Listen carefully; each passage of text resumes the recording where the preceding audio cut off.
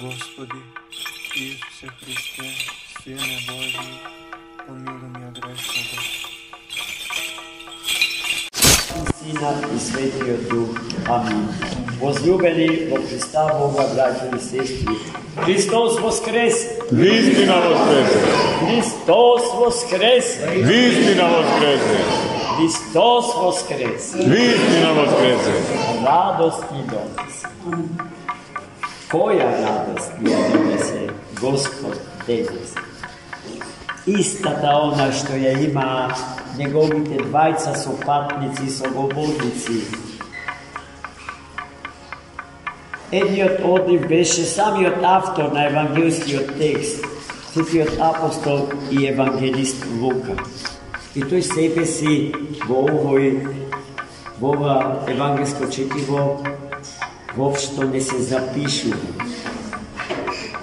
Но го запишува името на својот сопатник, апостолот Клеопа, со кого што патувале пешки, се разбира, од Ерусалим до едно село 60 стади далеко од Ерусалим, по име Емаус.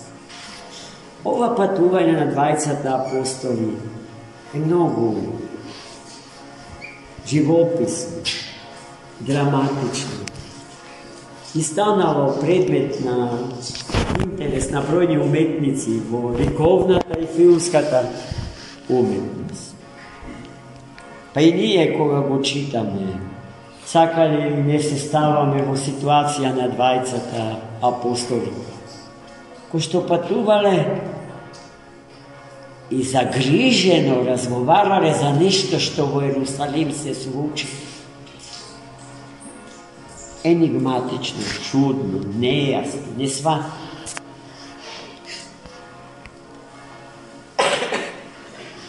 Знаејќи го сето тоа, знаејќи ја дилемата со која што се измачува умот на двајцата апостоли, Христос незабележано им се придружил како трет сопатник. И ги праша, во што е проблемот, зашто сте толку загрижени. Но Христос им се придружил така што двајцата апостоли, кои што го знаеле Христа, тие со него го придружувале, него го слушале, биле сведоци на сите чудеса што Христос ги правил. Но овој пат Господ им ја одзел можноста со очите своји да го познаат својот учител и Господ. И како странец им се придружил со прашањето: а зошто сте така збунети? Во што е проблемот? И двајцата му одговараат како на странец: та зарем само ти си странец во овој град, што не знаеш што се случило во него? И Христос побара да му објаснат што се случило, зашто се работи. Се потрудиле се потрудија детално да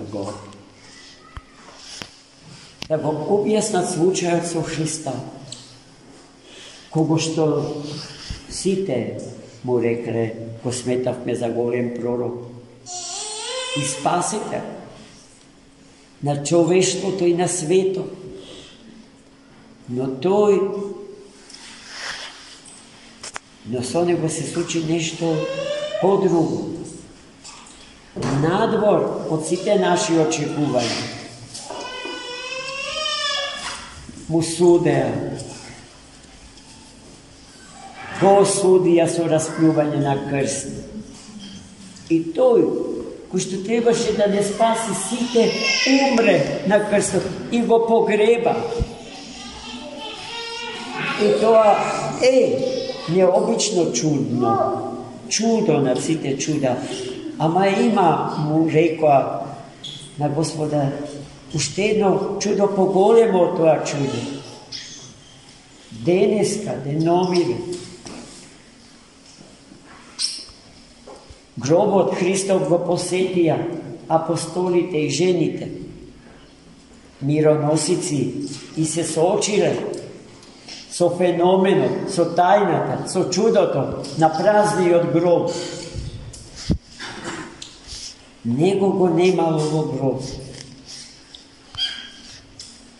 И така ужаснати од сознанието дека Христос од пророк и спасител преку слабак и некој кој што на некој начин ги изневерува очекувањата на оние што го следеа, што го сакаа, во што безсомнежно верува. Сега повторно, како да ја враќа својата доверба, ама тој не е во гробот. Рекоа дека е жив Христос. И во нив се раѓа повторно и љубовта и довербата во Христа, ама се уште во главата не матно, не средено, нејасно. И тогаш Христос ги искара. Ги искарал и ги прекорил за маловери. И ги повикал да веруваат во се што напишале пророците за него. И почнал Христос да им ги кажува наизуст пророштвата на старозаветните пророци за Христа Господа.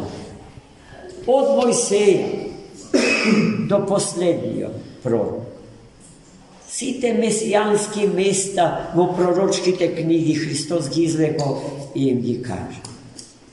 И таман се што требало да се каже, им кажа, стигнале во селото и Христос се направил како да сака да се отиде, а тие го замолиле, остани, со нас гледаш дека денот превали, се стемнува, кај ќе одиш сам, дојди со нас. И Христос отишол со нив, седнал на трпеза, го благословил лебот, им подал на Лука и Клеопа и во тој час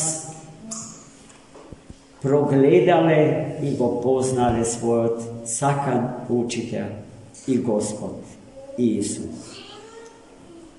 А и во истиот тој час Христос станал невидлив за. И ова чудо што се случи на патот од Ерусалим до Емаус со двајцата апостоли е чудо што секојдневно се случува со нас. По пати ние со замрежени очи не го гледаме него кој што се радува со нас кога се радуваме и кога страда со нас кога страдаме. А тоа е тука наша крепост, наша утеха, наша надеж. Извор на љубов, на добрина, на вистина. Го чувствуваме неговото присуство без можност јасно да го идентификуваме. А на некој начин, или како еден вид антиципација или предвкус на неговото живо присуство во животот на светот.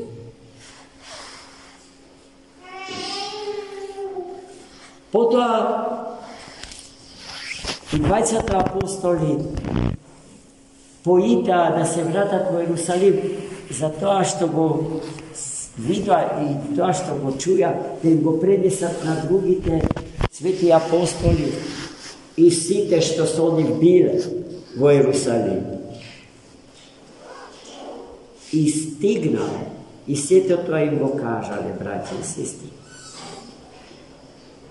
Ама имале и што да чујат, бидејќи другите имале слични искуства со Христа.